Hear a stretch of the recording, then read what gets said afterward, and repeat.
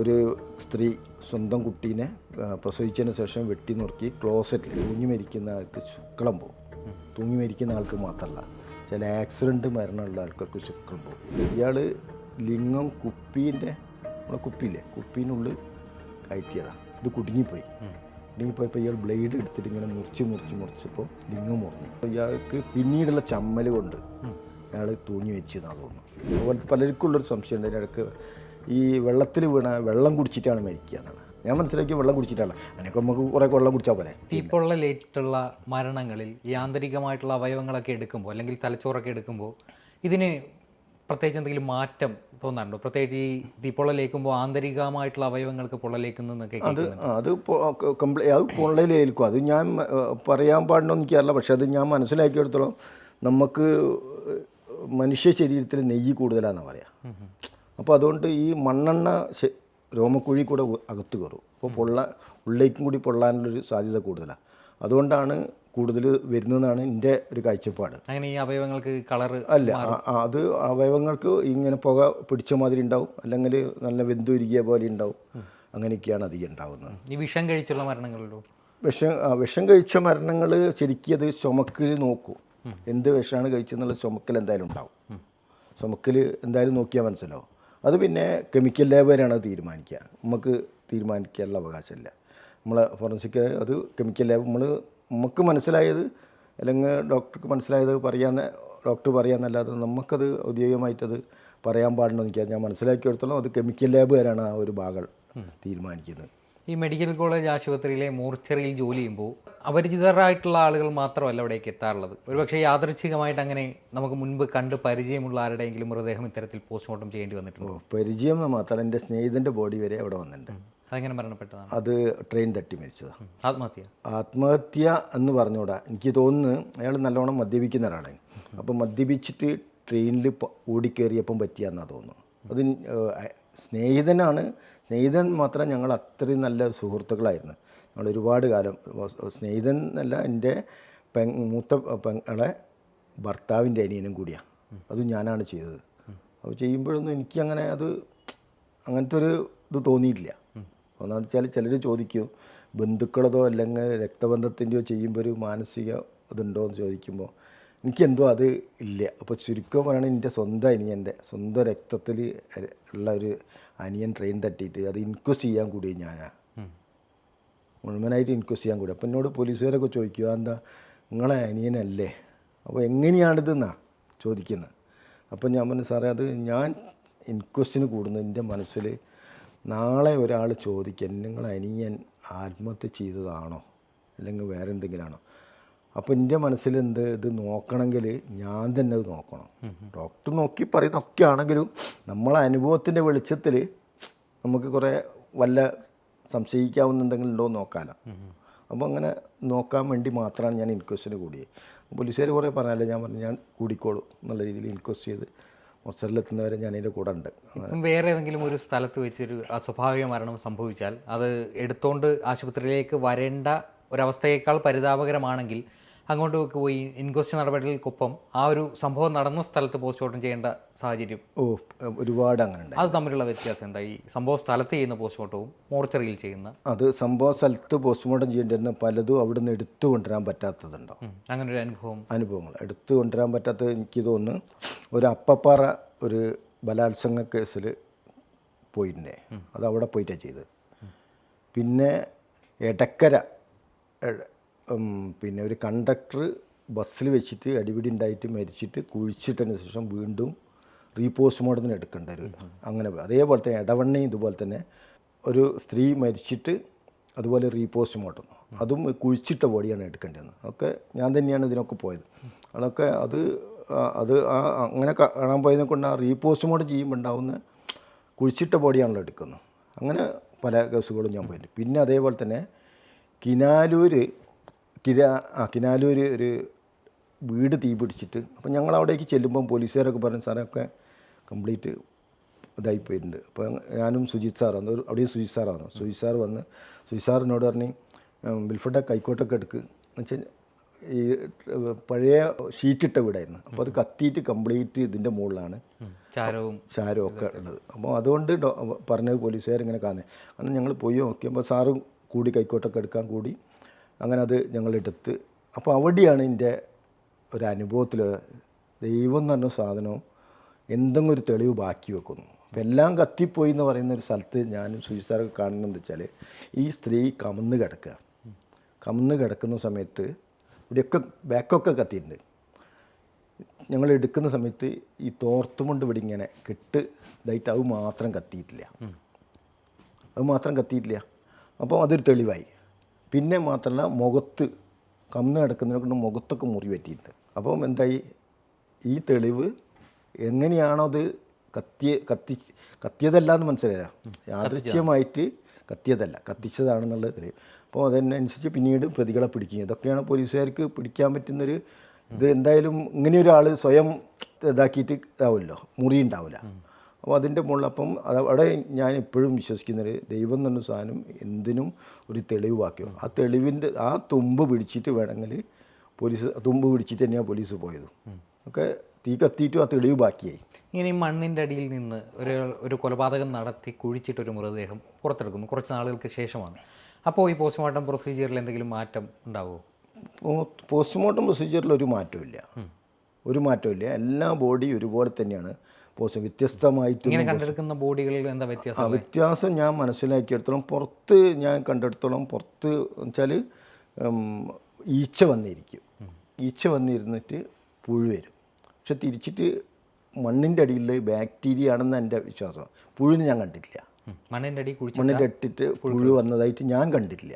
പലപ്പോഴും ഇപ്പം ഞാൻ ഒരുപാട് കോഴീനെ പോറ്റുന്നുണ്ട്. അവിടെയൊക്കെ കോഴീനെ പോറ്റി ഈ സംശയം തീർക്കാൻ വേണ്ടിയിട്ട് അപ്പോൾ കോഴി ചത്തുപോയാലും എന്ത് ചോദിച്ചാൽ ഞാൻ ഒരു ബക്കറ്റിലിടും, അടിയിൽ മണ്ണിടും, കോഴീനെ ഇട്ടിട്ട് വീണ്ടും മണ്ണിടും.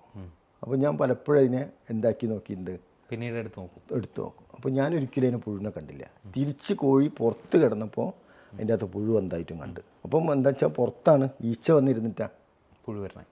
അപ്പോൾ എൻ്റെ അനുഭവം അതാണ്. അതിൽ വ്യത്യസ്തമായി ഞാൻ എൻ്റെ പഠിച്ചതല്ലാതെ ഞാൻ എൻ്റെ അനുഭവത്തിൽ മനസ്സിലാക്കിയെടുത്തോളം മണ്ണിൻ്റെ അടിയിൽ കിടന്ന് ബോഡിയിൽ പുഴു വരില്ല എന്നും പുറത്ത് കിടന്നാൽ പുഴു വരുന്നതാണ് ഞാൻ മനസ്സിലാക്കുന്നത്. പുറത്ത് കണ്ട പല ബോഡികൾക്കും ഞാൻ പുഴു കണ്ടിട്ടുണ്ട്. തിരിച്ച് 2-3 ബോഡി നമ്മളെ ഇടവണ്ണ, എടക്കര അങ്ങനെയുള്ള 2 ബോഡികളാണ് ഞാൻ കുഴിച്ചെടുക്കാൻ പോയത്. അത് രണ്ടിലും ഞാൻ എത്ര നാൾ മണ്ണിൻ്റെ അടിയിൽ കിടന്ന്? അതിപ്പം 2 ആഴ്ച 1 മാസമൊക്കെ ആയിട്ടുണ്ടാവും. ഒക്കെയാണ് ഉണ്ടായത്. അതിനകത്ത് പുറത്ത് കിടന്ന 2 ആഴ്ച ആവേണ്ട, അതിന് മുമ്പ് പുഴു വരും. അതാണ് ഞാൻ ആ വ്യത്യാസം പറയുന്നത്. അപ്പം ഞാൻ മനസ്സിലാക്കിയെടുത്തോളം പറഞ്ഞാൽ കുഴിച്ചിട്ട ബോഡിയിൽ ഒരുവിധം ബാക്ടീരിയ കൊണ്ടാണ് ഇതിന് ഭൂമിയായിട്ട് അലിഞ്ഞു ചേരുന്നതാണ് ഞാൻ മനസ്സിലാക്കിയത്. ഈ സാധാരണഗതിയിൽ മരണപ്പെട്ട ആളുടെ ഒരു മൃതദേഹം മരിച്ചു കഴിഞ്ഞൊരു കുറച്ച് സമയത്തിനുള്ളിൽ അല്ലെങ്കിൽ കുറച്ച് ദിവസങ്ങൾക്കുള്ളിൽ തന്നെ കണ്ടെടുക്കാറുണ്ട്. അതല്ലാതെ പിന്നീടൊരു പ്രതി വന്ന് കൺഫസ് ചെയ്യുകയാണ് അയാളൊരു കൊലപാതകം നടത്തിയിട്ടുണ്ട്, പിന്നെ അവിടെ പോയി പോലീസ് ബോഡി റിക്കവർ ചെയ്യാൻ നോക്കുമ്പോൾ അവിടെ ആ സാധനത്തിന് പകരം ഒരു ഭൗതികമായിട്ടുള്ള അവശിഷ്ടങ്ങളാണ് കിട്ടുന്നതെങ്കിൽ എന്തായിരിക്കും പ്രൊസീജിയർ? അത് പിന്നെ അങ്ങനെ ഉണ്ടായിട്ടുണ്ടോ? ഞാൻ എൻ്റെ ഓർമ്മയിൽ വരുന്നൊരു സംഭവം എന്ന് വെച്ചാൽ ഒരു സ്ത്രീ സ്വന്തം കുട്ടീനെ പ്രസവിച്ചതിന് ശേഷം വെട്ടി നുറുക്കി ക്ലോസറ്റിലിട്ടിട്ട് വെള്ളം ഒഴിച്ചിട്ട് പോലീസിന് 9 മാസം കഴിഞ്ഞിട്ടാണ് വിവരം കിട്ടുന്നത്. രഹസ്യ വിവരത്തിൻ്റെ അടിസ്ഥാനത്തിൽ ഞാനവിടെ പോയിട്ടാണ് ഈ പോസ്റ്റ്മോർട്ടത്തിൽ കൂടുന്നത്. അപ്പം എന്താ ചെയ്യുന്നത് വെച്ചാൽ ക്ലോസറ്റിൽ ടാങ്കിൽ നിന്ന് വേണം ഈ റിക്കവർ ചെയ്യാൻ. അപ്പം ടാങ്ക് എന്ന് പറഞ്ഞാൽ മലത്തിൻ്റെ ടാങ്കിലുണ്ടായ അവസ്ഥ എല്ലാവർക്കും അറിയാലോ. അപ്പോൾ എന്നോട് ഷെർലി മാഡം തോമസ് സാർ ഉണ്ടെന്ന് എൻ്റെ ഉണ്ടെന്ന്. അപ്പോൾ ഒരു കുഴി കുഴിച്ചിട്ട് അതിന് ചെറിയ ചാലി വെക്കാൻ പറഞ്ഞ് ഞാനങ്ങനെ ഇവർ ഈ പറയുന്ന ആൾക്കാരെ അതിൻ്റെ അകത്ത് ഒഴിക്കും. അപ്പോൾ ഞാനൊരു വടി എടുത്തിട്ട് ഇങ്ങനെ തട്ടി നോക്കും. കുറേ നേരം തട്ടിയിട്ട് ഒന്നും കിട്ടുന്നില്ല. അപ്പം ഞാനും എൻ്റെ മനസ്സിലെന്താ ചോദിക്കുന്നത് വെച്ചാൽ നമ്മൾ എന്തിനാണോ പോയത് അതിൻ്റെ ഒരു നടക്കണം. അങ്ങനെ നടക്കണം എന്ന് വെച്ചപ്പോൾ ഞാൻ 2 ഗ്ലൗസാണ് സാധനമല്ല, അന്നേരം ഞാൻ ഒരു ഗ്ലൗസും കൂടി ഇട്ട്. അപ്പോൾ എനിക്കന്നേരം അങ്ങനെയാണ് തോന്നി. ഞാൻ കയ്യിലേക്ക് ഇങ്ങോട്ട് വെച്ചോളാൻ പറഞ്ഞു, സെപ്റ്റി ടാങ്കിൽ. അപ്പോൾ അത് എനിക്ക് അന്നേരം അറപ്പായിട്ടൊന്നും തോന്നിയില്ല. എനിക്ക് ഉണ്ടായിരുന്ന അറപ്പുള്ളൊരു സാധനം പുഴയായിരുന്നു അവിടെ എത്തുന്നതിന് മുന്നേ. പക്ഷേ അവിടെ എത്തിയപ്പോൾ അത് മാറി. അപ്പോൾ അങ്ങനെ ഈ ടാങ്കിൽ നിന്ന് ഇതിങ്ങനെ കാണിച്ചു കൊടുത്തിട്ട് എടുത്തതിൻ്റെ അടിസ്ഥാനത്തിൽ ഒരുപാട് ഈ കാല് തലയൊട്ടി കഷ്ണങ്ങളെല്ലാം കയ്യിൽ വന്ന്. അങ്ങനെ എൻ്റെ ഓർമ്മയിൽ ഒരു 10-32 കഷ്ണത്തോളം അങ്ങനെ കിട്ടി. അപ്പോൾ അത് തെളിവായി. അപ്പോൾ അത് പോലീസ് എടുത്ത ഭാഗങ്ങൾ പിന്നെ പോലീസുണ്ടാവും. അതൊന്നും പിന്നെ ഈ പറഞ്ഞ മാതിരി കുഴിച്ചിട്ട് 1 മാസമൊക്കെ കഴിഞ്ഞാൽ എന്തായാലും അതിലുണ്ടാവും. ഇത് ബോഡി പറഞ്ഞ മാതിരി ബോഡി ഉണ്ടാവും. അതെന്തായില്ല. പിന്നെ ഈ റീപോസ്റ്റ്മോർട്ടം ചെയ്യാൻ എന്തെങ്കിലും കാരണങ്ങളുണ്ടോ ഞാൻ നേരത്തെ പറഞ്ഞ മാതിരി. അപ്പോൾ അത് വല്ല ബാക്കിൽ നിന്ന് ഇതാക്കിയതോ. അപ്പോൾ ഈ ഞാനൊരു അമ്മ മരിച്ചതെന്ന് പറഞ്ഞേ, അത് അമ്മ മരിച്ചത് പറഞ്ഞാൽ പോസ്റ്റ്മോർട്ടം ചെയ്തപ്പോൾ തലേൻ്റെ ബാക്കിലൊരു അടി കിട്ടി. അപ്പോൾ അതെങ്ങനെയാണെന്ന് അറിയാനാണ് വീണ്ടും പോസ്റ്റ്മോർട്ടം ചെയ്തത്. അതതിൻ്റെ ഇതായ നടപടിക്രമം പോലെ അതങ്ങ് ചെയ്ത് ഇതാക്കി. അത് പിന്നെ പോലീസ് ഭാഷയാണ്. അപ്പം ഈ സംശയങ്ങൾ എന്താ വെച്ചാൽ ഞാൻ നേരത്തെ പറഞ്ഞ മാതിരി തന്നെ കുഴിച്ചിട്ടാലും ശരി എന്തായാലും ദൈവത്തിൻ്റെ കരങ്ങൾ എല്ലാ ക്രൈമിലും ഉണ്ടാവും എന്നാണ് എൻ്റെ അനുഭവത്തിൻ്റെ വെളിച്ചത്തിൽ ഉണ്ടാകുന്ന പല സംഭവങ്ങളും. നോക്കുമ്പോൾ ഒരുപാട് കാര്യങ്ങളുണ്ട്. ഇതിനു മുമ്പേ ഒരു വയനാട്ടിൽ നിന്ന് ഒരാൾ എന്നെ വിളിച്ച് പറഞ്ഞു, വിൽഫോട്ടെ ഇങ്ങനെ ഒരു ബോഡി വരുന്നുണ്ട്, എങ്ങനെയാണ് മരിച്ചതെന്ന് അറിയില്ല, വിൽഫോട്ടെ ഒന്ന് ശ്രദ്ധിക്കണം കേട്ടോ എന്നാണ്. അപ്പോൾ ബോഡി വന്നവിടെ ഞാൻ തന്നെയാണ് ടേബിളിൻ്റെ അടുത്ത് ചെയ്യുന്നത്, സോനു മേഡത്തിൻ്റെ കൂടെയാണ്. അപ്പോൾ ഞാൻ പറഞ്ഞു മേഡം ഇത് ആക്സിഡൻ്റ് ആണെന്ന് തോന്നുന്നു. അപ്പോൾ എന്നോട് ചോദിച്ച് മേഡം ഞാൻ എന്താ വിൽഫോട്ട് അങ്ങനെ പറയുന്നത് ചോദിച്ചു. അപ്പോൾ ഞാൻ പറഞ്ഞു മേഡം ഇങ്ങനെ ഒന്ന് വന്ന് നോക്കി, ഇത് എൻ്റെ സംശയമാണ്. അപ്പോൾ ഇത് ഒരു എവിടെയോ റോട്ടിൽ വീണ് എറിഞ്ഞ പോലെയാണുള്ളത്, എന്താ വീണ്ടും അങ്ങനെയാണ്. അപ്പോൾ അത് 2 രീതിയില്ല. അപ്പോൾ ഞാൻ വീണ്ടും മേഡത്തിനോട് ഇങ്ങനെ പറഞ്ഞു. അപ്പോൾ നോക്കും പിറ്റേ ദിവസമാണ് അതറിയുന്നത്. ഓട്ടോറിക്ഷക്കാരൻ ഓട്ടോറിക്ഷ തട്ടിയിട്ട് ആ ഓട്ടോറിക്ഷയിൽ അയാളെ വീട്ടിൽ കൊണ്ടുപോയതാണ്.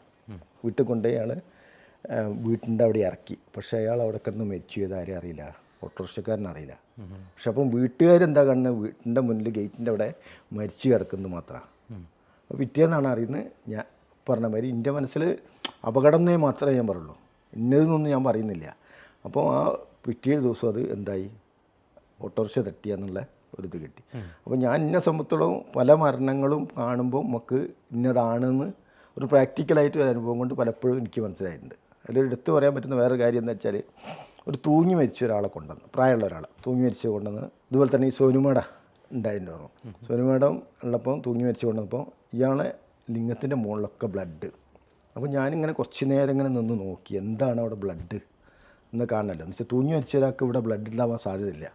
അപ്പോൾ നോക്കുമ്പോൾ എന്താ വെച്ചാൽ പിന്നെ ഇയാൾ ലിംഗം നമ്മളെ കുപ്പിയില്ലേ, കുപ്പീനുള്ളിൽ കയറ്റിയതാണ്. കയറ്റിയിട്ട് ഇയാൾക്ക് പിന്നെ അത് മുറിക്കാൻ പറ്റിയില്ല, ഇത് കുടുങ്ങിപ്പോയപ്പോൾ ഇയാൾ ബ്ലേഡ് എടുത്തിട്ട് ഇങ്ങനെ മുറിച്ചപ്പോൾ ലിംഗം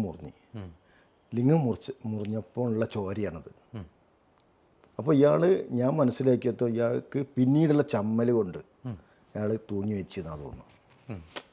പിന്നീടുള്ള ഈ ആളടയിൽ ഒന്നും ചെയ്യാൻ പറ്റില്ല. ഇതിപ്പോൾ എന്തായാലും കുപ്പീൻ്റെ ബാക്കി ഭാഗം മുറിച്ച്, പക്ഷേ ആ കുപ്പീൻ്റെ ഉറപ്പുള്ള ഭാഗമാണ് അത് ഇയാൾക്ക് മുറിക്കാൻ പറ്റിയില്ല. അതിലുണ്ടായ ഒരു വിഷമോ അതിലങ്ങനെ ആളുടെ മോശമല്ലേ, അപ്പം പലരും പറയുമ്പോൾ മോശമാണ്. അപ്പോൾ അതുകൊണ്ട് അയാൾ തൂങ്ങി വെച്ച് അങ്ങനെയാണ്.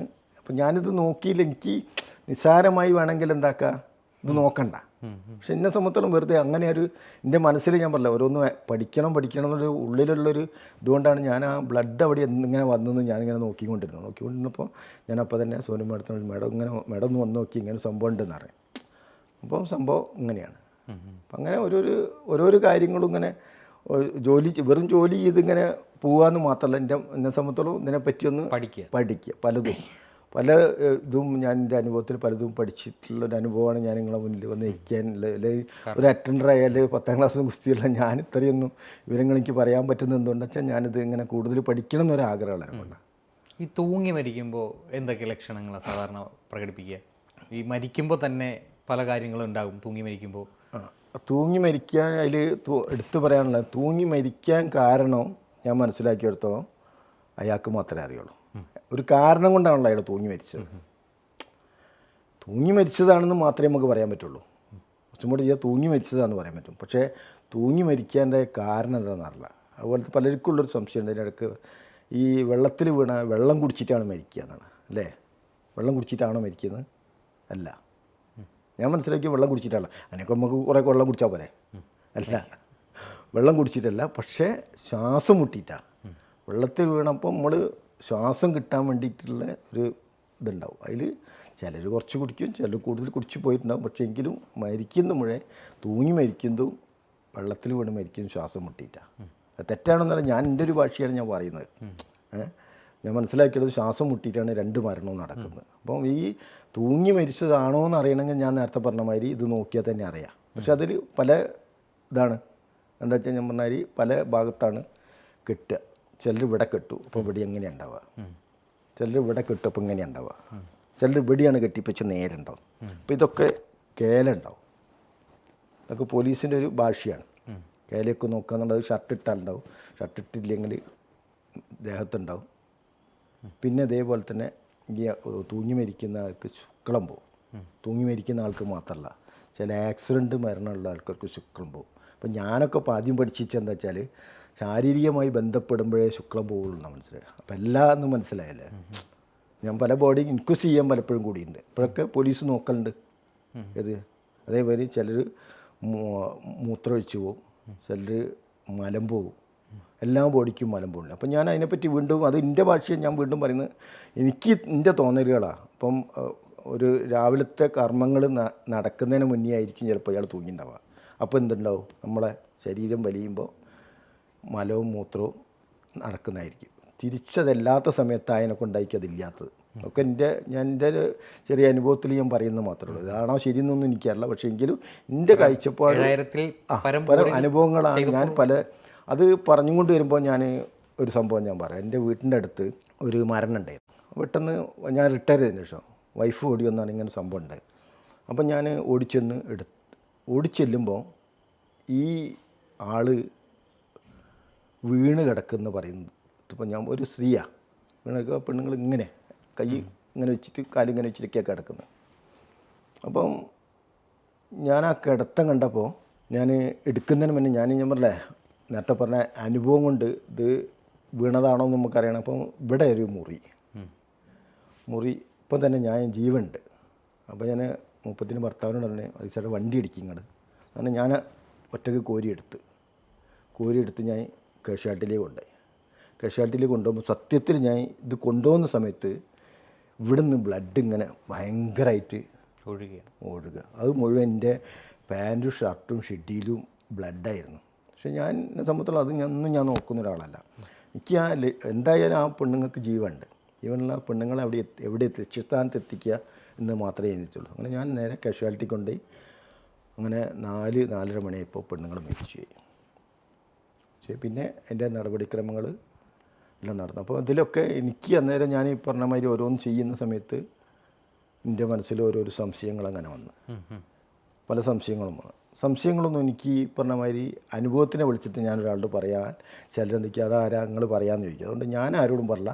പക്ഷെ തിരിച്ചിട്ട് എൻ്റെ മനസ്സിൽ മുഴുവൻ ഞാൻ വെച്ച് ഇൻക്വസ്റ്റ് ചെയ്യാനൊക്കെ ഞാൻ കൂടി. അപ്പോൾ അതിൻ്റെ ഇടയ്ക്ക് എന്നോട് അന്നത്തെ എസ്ഐനോട് തന്നെ വിൽഫർഡ് ഇതിങ്ങനെ സിസ്റ്ററാണ്, വിൽഫർഡിൻ്റെ അയൽവാസിയാണ്. അപ്പോൾ ഞാൻ പറഞ്ഞു സാറേ അതിൻ്റെ നടപടിക്രമം പോലെ നടക്കട്ടെ. അപ്പം എൻ്റെ മനസ്സിൽ എന്തുണ്ട്, സംശയം മാത്രമാണ്. സംശയത്തിൻ്റെ വെളിച്ചത്തിലാണ് ഞാൻ ഈ ഒരു വാക്ക് പറയുന്നത്. പിറ്റേ ദിവസം അത് എല്ലാം കൂടി എസ്ഐനോട് എനിക്ക് ഇപ്പം ഞാൻ പറഞ്ഞു സാറിന് ഇപ്പോഴല്ലേ മനസ്സിലായി. അപ്പോൾ എന്നോട് രതീഷ് സാറ് അന്നത്തെ ഇത് ചെയ്ത് അറ്റൻഡ് ചെയ്ത രതീഷ് സാറിനോട് ചോദിച്ചു അല്ല വിൽഫർഡ് അത് ഇങ്ങനെയല്ലേ. സമാധാനമുണ്ട്. എൻ്റെ മനസ്സിൽ ഇന്നലെ മുതലുള്ള ഒരു സംശയം എനിക്ക് ദൂരീകരിക്കാൻ പറ്റി. അത്രയേ ഉള്ളൂ. ബാക്കി നടപടിക്രമങ്ങൾ എന്ന ഭാഗങ്ങൾ അപ്പം ഞാൻ ഇപ്പോൾ അത് അവസാനം ഇങ്ങനെ അന്വേഷണം ഇങ്ങനെ നടക്കുക, ഗൗരികൾ ഇങ്ങനെ നടക്കുന്ന സമയത്ത് ഞാനാണല്ലോ കൊണ്ടായത്. പോലീസിനെ സംശയിക്കുക. പോലീസിനെ ചോദ്യം ചെയ്യാൻ വിളിച്ച് അന്നേരം ഞാൻ സാറിനോട് കാര്യങ്ങൾ മുഴുവൻ അങ്ങ് പറഞ്ഞു. അപ്പോൾ സാറ് ഇങ്ങനെ ഓരോന്ന് ചോദിച്ചു കൊണ്ടിരിക്കുമ്പോൾ ഞാൻ സാറിനോട് ചോദിച്ച ചോദ്യം സാറേ പ്രാക്ടിക്കലായിട്ടുള്ള ഇത്രയും അനുഭവങ്ങളുണ്ട്. അപ്പോൾ അനുഭവത്തിൻ്റെ വെളിച്ചത്തിൽ ഞാൻ സാറിനോടൊന്ന് അങ്ങോട്ട് ചോദിച്ചോട്ടെ എന്ന് വെച്ചു. സാറിനോട് ചോദിച്ചപ്പോൾ സാറ് പിന്നെ കൂടുതലൊന്നും എന്നോട് ചോദിച്ചില്ല. അപ്പോൾ ഞാൻ എൻ്റെ സംശയം എത്രയേ ഉള്ളൂ, ഒരാൾ വീണാൽ അയാൾ കമന്ന് വീഴാൽ. അപ്പോൾ ഞാൻ സാറിനോട് ചോദിച്ചു സാറ് കമന്ന് വീഴുമ്പോൾ സാറിന് എവിടെയാണ് പരിക്കേറ്റ് വെച്ചു. അപ്പോൾ സാറിന് മൂക്കിലും നെറ്റീവിനാണ്. അപ്പോൾ ഞാൻ ചോദിച്ചു സാറിന് കൈ പറിച്ചോ എന്താണെന്ന് ചോദിച്ചു. ജീവനുള്ള ഒരാളാണല്ലോ, കൈ എന്തായാലും നമ്മൾ പ്രൊട്ടക്റ്റ് ചെയ്യും.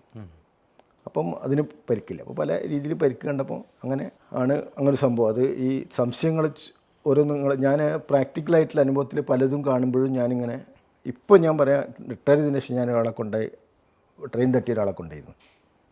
അപ്പോൾ ഞാനിത് കണ്ടപ്പോൾ എൻ്റെ മനസ്സിൽ പറഞ്ഞാൽ ഒരു സംശയം വന്നു. അപ്പോൾ നോക്കുമ്പോൾ എന്ന് വെച്ചാൽ ഒറ്റ എഞ്ചിനേ ഉള്ളൂ, 4 എഞ്ചിനേ ഉള്ളൂ. അതുകൊണ്ടാണ് ഇയാളത് ശരിക്കും കട്ടാവാഞ്ഞ്. ഒറ്റ എഞ്ചിനിലേ കയറി പോയിട്ടുള്ളൂ. തിരിച്ച് അത് ഈ ട്രെയിനിൻ്റെ വീലാണ് കയറി പോകും. ആണ് പല വീലുകളും കൂടിക്കയറുകയാണ്, ചിലപ്പോൾ രണ്ടും രണ്ടായി മാറും, ബോഡി രണ്ടായി മാറും. പിന്നെ അതേപോലെ തന്നെ ഞാൻ റിട്ടയർ ചെയ്തതിനു ശേഷം പറഞ്ഞാൽ ഒരു ആൾ, ഞാൻ റെയിലിൻ്റെ സൈഡിൽ കൂടി ഇങ്ങനെ വരുന്ന സമയത്ത് ആൾ കൂടി കണ്ടപ്പോൾ ഓടിച്ചെന്ന് നോക്കുമ്പോൾ ജീവനുള്ള ഒരാളാണ്. അയാൾക്ക് കയ്യും കാലമൊക്കെ പൊട്ടിയിട്ടുണ്ട്. അയാൾ ഒച്ച ഉണ്ടാക്കുന്ന കണ്ടപ്പോൾ ഞാൻ ചോദിച്ചു, നിങ്ങളൊക്കെ എന്തെങ്കിലും നോക്കിക്കെന്ന് ചോദിച്ച് ഞാൻ വേഗം അടുത്ത് വീട്ടിൽ നിന്നൊരു ബെഡ്ഷീറ്റ് ഉണ്ടെന്ന് അയാൾ എടുത്തിട്ട് സൈഡിലേക്ക് അങ്ങ് കിടത്തി. പോലീസിനെ വിളിച്ച് പോലീസുകാർ കൊണ്ടുപോയി. പിറ്റേ ദിവസമാണ് ഞാൻ അറിയുന്നത് ഇയാൾ വർത്തമാനം പറയാൻ പറ്റാത്ത ഒരാളാണ്. പക്ഷേ അയാൾ എന്താ പറ്റി, ട്രെയിനിന് വീണതാ, വണ്ടിക്ക് വെച്ചെന്ന് ട്രെയിനിന് വീണതാ. അപ്പോൾ അതിലൊക്കെ എനിക്ക് പറയാനുള്ളതെന്ന് വെച്ചാൽ ഇപ്പം അങ്ങനെ അയാൾ പിറ്റേ ദിവസം ഞാൻ പോലീസിനെ വിളിച്ച് നോക്കിയപ്പോൾ ആണ് സംസാരിക്കാത്ത ആളാണെന്ന് മനസ്സിലാവുന്നു.